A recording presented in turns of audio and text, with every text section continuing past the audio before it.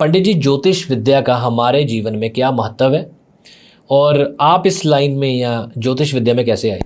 बिल्कुल बिल्कुल अमन जी, मैं आपको बताना चाहूँगा कि देखो, ज्योतिष शास्त्र जो है एक प्राचीन विज्ञान है।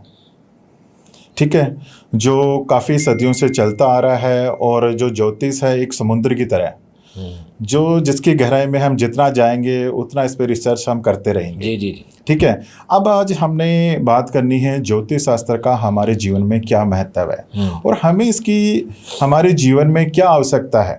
ठीक है, कि हमें ज्योतिष शास्त्र का सहारा लेना पड़ रहा है या एस्ट्रोलॉजी का सहारा लेना पड़ रहा है। बिल्कुल। तो मैं बताना चाहता हूँ कि हमारे जीवन में, ठीक है, ज्योतिष शास्त्र का बहुत बड़ा योगदान है हमारे जीवन को एक सही मार्ग पे लाने के लिए या सही ट्रैक पे लाने के लिए।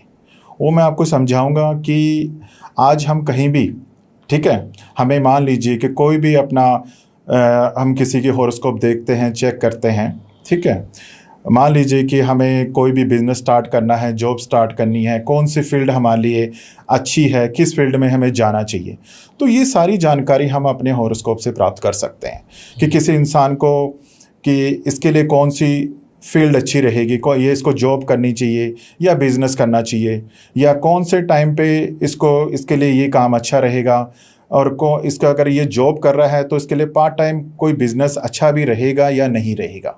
तो ये सारी चीज़ें हमारे हॉरोस्कोप से हमें पता लग जाती है। सपोज कीजिए आजकल जैसे मान लीजिए कि आजकल लोगों का जो रुझान है, आजकल लोग चाहते हैं कि हम अब्रॉड में सेटलमेंट हो जाएं। ठीक है, वो चले जाते हैं। अब मैं आपको एक एग्जांपल दूंगा कि जैसे मान लो कि दो लोग चले गए बाहर, ठीक है, सेम टाइम पे सेम वहाँ पहुँच गए वो। ठीक है, एक इंसान है कि वो 6 महीने साल में अपना तरक्की या अपना सेटलमेंट करना स्टार्ट कर देता है। ठीक है, और दूसरा जो पर्सन है वो काफ़ी टाइम लगने के बाद भी, ठीक है, काफ़ी टाइम बिताने के बाद भी उसको सक्सेस नहीं मिल पाती जो उसको मिलनी चाहिए जी। वो क्यों नहीं मिल पाती है? क्योंकि उसका जो योग है ना, वो आउट ऑफ कंट्री में सेटलमेंट का नहीं होता। वो चाहे 5 साल लगा ले, 10 साल लगा ले, ठीक है, उसको लास्ट में उसको खुद को रियलाइज़ होएगा कि मैंने यहाँ आके गलती की। अब वो अपनी मेहनत तो कर रहा है, मेहनत से क्या है कि वो अपनी जो ज़िंदगी के जो चल रहा है आई चलाई वो कर रहा है, लेकिन एक जो उसको सक्सेस मिलनी चाहिए या उसका जो एम है जो उसको प्राप्त होना चाहिए वो नहीं हो पाएगा। ठीक है ना, मान लीजिए जॉब की 2 महीने जॉब की 2 साल की छूट गई, या जो चीज़ उसको प्राप्त होनी चाहिए वो नहीं हो पाई। ठीक है ना, तो ये सारी की सारी चीज़ों के लिए हमें ज्योतिष शास्त्र, आप ये मान लीजिए कि आप ऐसे रास्ते पे खड़े हो, ऐसी जगह पे खड़े हो जिसके 4 रास्ते जा रहे हैं। ठीक है जी। लेकिन आपको उस मंजिल तक पहुंचना है। अब आपको ये चूज करना है कि मुझे कौन सा रास्ता चुनना चाहिए। ठीक है, रास्ते 4 जा रहे हैं, अब आप कंफ्यूजन में हो कि यार मैं कौन सा रास्ता लूं जिससे मैं अपनी मंजिल तक पहुंच जाऊं। ठीक है, तो ये जो एस्ट्रोलॉजी है वो हमें डायरेक्शन देती है, वो हमें डायरेक्शन देगी कि आप इस रास्ते से जाइए और आप अपनी मंजिल तक पहुंच जाओगे। ठीक है, तो आप सिंपल शब्दों में आप समझिए कि एस्ट्रोलॉजी एक हमारे जीवन में नेविगेशन का काम करती है। ठीक है, जैसे मान लीजिए कई बार हमें किसी स्थान पर पहुंचना, नेविगेशन लगा के जाना पड़ता है, पहुंच जाते हैं, थोड़ा सा टाइम या हमें इधर उधर होना पड़ता है। उसी हिसाब से ज्योतिष शास्त्र भी हमारे जीवन को सही ट्रैक पे लाता है और हमें पता चलता है कि हमें कौन सा फील्ड, कौन सा करियर, मतलब काफ़ी सारी ऐसी चीज़ें होती हैं जिसके लिए हमें इस चीज़ की जरूरत पड़ती है। दूसरा आपने क्वेश्चन किया कि भैया आपका इंटरेस्ट ज्योतिष शास्त्र में कैसे बढ़ा जी। तो मैं बताना चाहूँगा कि इसके 2 रीज़न हैं। पहला रीज़न क्या है कि हमारा ये जो काम है ये हमारा खानदानी काम है। ठीक है, हमारे पूर्वज दादाजी परदादाजी, मतलब उनके पूर्वज, ये हम इसी वैसे इसी कारोबार में ही, मतलब ये जो हमारा जो करते हैं एस्ट्रोलॉजी का, इसी काम को हम कर रहे हैं। ठीक है, जब बचपन में हम उनको देखते हैं अपने फादर साहब को, अपने ग्रैंडफादर की, लोगों की जब हेल्प करते थे, लोगों को खुशी मिलती थी, तो उनको देख के बहुत अच्छा लगता था।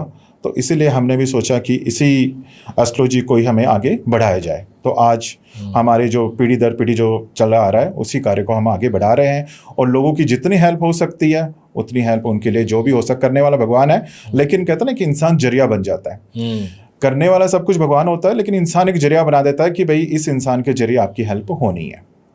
क्या बात है पंडित जी, 20 साल का एक्सपीरियंस। क्या होता है कि हॉरोस्कोप या कुंडली कोई भी एस्ट्रोलॉजर आजकल है पढ़ लेते हैं, इसके बारे में बात करूंगा कि जेन्युइन एस्ट्रोलॉजर कैसे ढूंढे ना, इसके बारे में आगे बात करूंगा।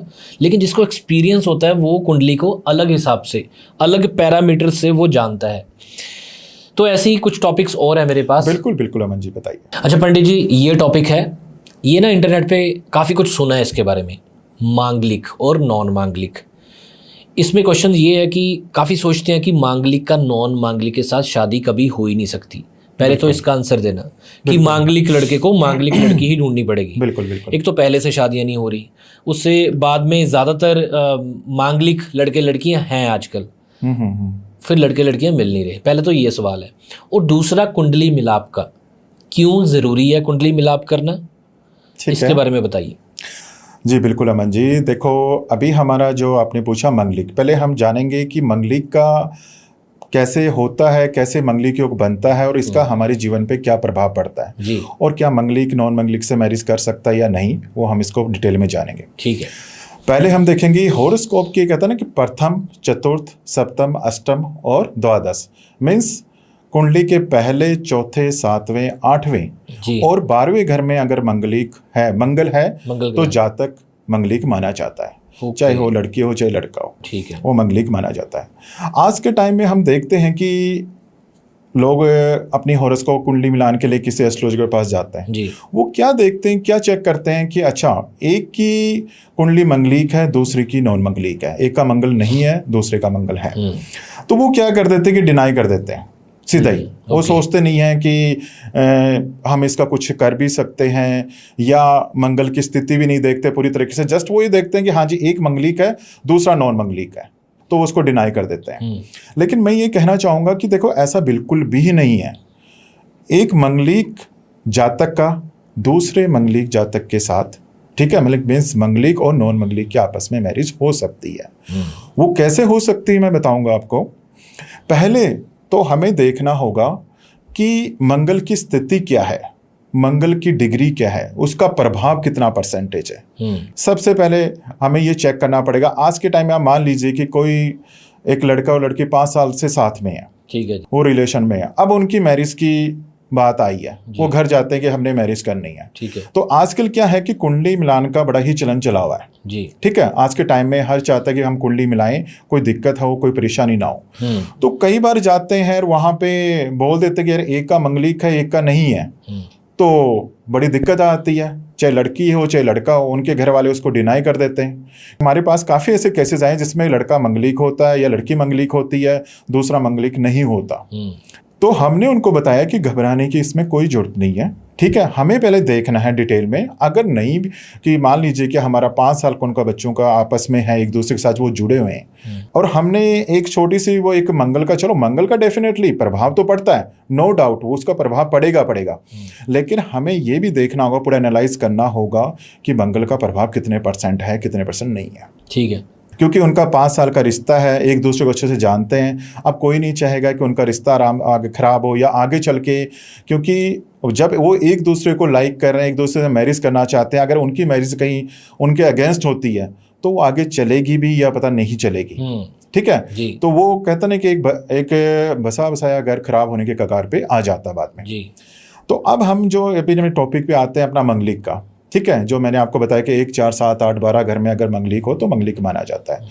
तो इसमें सबसे बड़ा इफेक्ट क्या होता है कि अगर मंगल प्रथम में और सप्तम भाव में, क्योंकि हर जो ग्रह होता है ना, हर जो ग्रह होता है उसकी सप्तम दृष्टि पड़ती है। प्रथम हमारा जो लगन हो गया, अगर लगन में मंगल है और उसकी जो दृष्टि पड़ रही है सप्तम भाव में, सप्तम भाव क्या होता है कि अगर लड़की है तो उसके पति का घर है, अगर लड़का है तो उसकी पत्नी का घर है, मतलब पार्टनर का स्थान है वो, तो उसकी दृष्टि सप्तम घर में पड़ रही है, ठीक है। अगर लगन और सप्तम भाव में मंगलिक है तो वो थोड़ा स्ट्रॉन्ग मंगलिक माना जाता है। लेकिन ऐसा भी नहीं है कि हम उसमें पूरा डिनाई कर दें, उसमें हम डिनाई नहीं कर सकते। उसमें क्या होता है ना कि एक तो मान लीजिए कि 28 साल बाद अगर हम मान लो कि मैरिज करते हैं तो मंगलिक का जो प्रभाव है काफ़ी हद तक कम हो जाता है। दूसरा, अब मान लीजिए कि उन्होंने 28 साल भी पहले उन्होंने मैरिज करनी है, ठीक है, तो उसके कुछ उपाय होते हैं, लेकिन वो उपाय किए जाते हैं शादी से पहले। हम ऐसा नहीं कि हम ये सोचे कि चलो ठीक है अभी तो हम बाद में देख लेंगे या कर लेंगे, वो शादी से पहले किए जाते हैं जी जी। इसके 2-3 ऐसे स्ट्रिक्ट उपाय हैं, वो करने से मंगल का जो प्रभाव है वो कम हो जाता है, और जिससे क्या है कि एक मंगलिक जातक नॉन मंगलिक जातक से मैरिज कर सकता, उसमें कोई ऐसी दिक्कत नहीं आती, क्योंकि ये हमने काफ़ी ऐसे केसेस पे काम किया है, ऐसे वर्क किया है जिनकी आज बहुत अच्छी, मतलब एक मंगलिक एक नॉन मंगलिक बहुत अच्छी ज़िंदगी अपनी जी रहे हैं। ठीक है। दूसरे हम अपने आते हैं कि कुंडली मिलान में मंगलिक का, जैसे मैंने आपको बताया कि हम किसी पंडित जी के पास देखा, उन्होंने देखा जी कुंडली मिलान में हमें 36 में से 18 गुण मिलने चाहिए। ठीक है जी। ठीक है। अब जाते हैं वहां पे, उन्होंने देखा कि अच्छा जी मंगलिक है, इसको डिनाई कर दो, ये रिश्ता नहीं होएगा, अच्छा नहीं है जी, जो मैंने पहले भी आपको बताया। लेकिन कुंडली मिलान में मंगलिक के अलावा 2-3 चीजें ऐसी भी होती हैं जो हमें देखनी पड़ती है। ठीक है। मंगल का मैंने आपको बता दिया कि उसके लिए हम क्या कर सकते हैं, लेकिन कुंडली मिलान में सबसे जो एक सबसे अहम रोल होता है वो होता है हमारी राशि मैत्री का।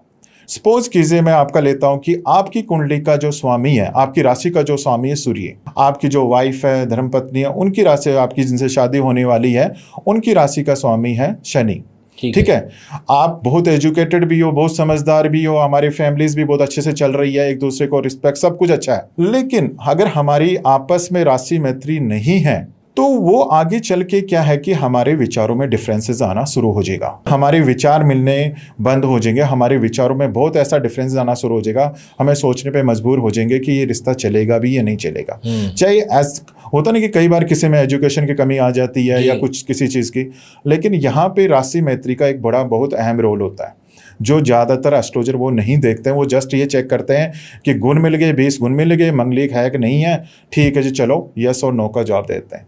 लेकिन मैं आपको बताना चाहूँगा कि राशि मैत्री हमारे जीवन में कुंडली मिलान में बहुत बड़ा योगदान है। साथ में एक पॉइंट इसमें आता है नाड़ी दोष। नाड़ी दोष का भी बहुत एक अहम रोल होता है, वो होता है हमारी संतान सुख में।